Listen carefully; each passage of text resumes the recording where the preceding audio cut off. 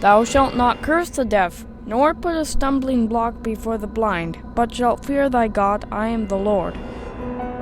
Have you ever wondered what blind people see in their dreams? For me, I see darkness all day and all night. My dreams contain audio, touch, taste, and smell. Hello, my name is Seth. I have been totally blind since birth. I am thankful for the challenges in my life, such as Norris disease and cerebral palsy, that help me remember how God has helped me. Every morning, I awake to have my worship. I read my Bible and pray.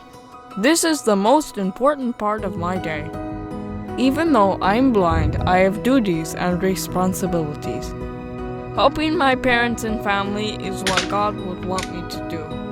I have much to thank my parents for giving me a well-disciplined, Christ-centered home.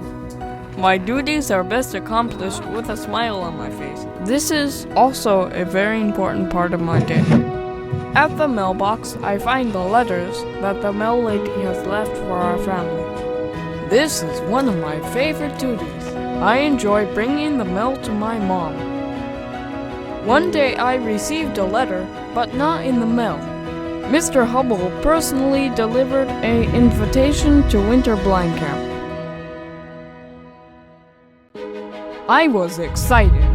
Off to Blind Camp we drove, and out in the snow with the whole family and other visually impaired people was very inspiring for me.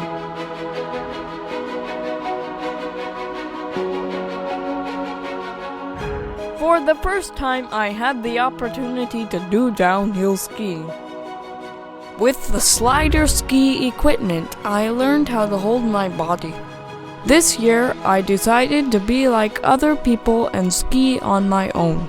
With the kind help of ski instructor Mr. Bill, finally, I was ready to surprise my family. I was so happy to ski by myself many times down the hill.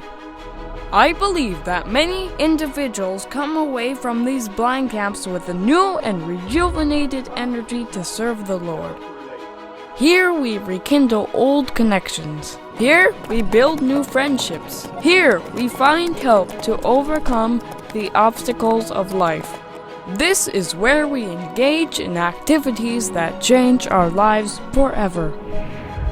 Winter Blind Camp has impacted my life in many ways. We love Winter Camp for Blind! I look forward to the day when Jesus comes and I receive my sight. But until then, I want to make the best of my blindness.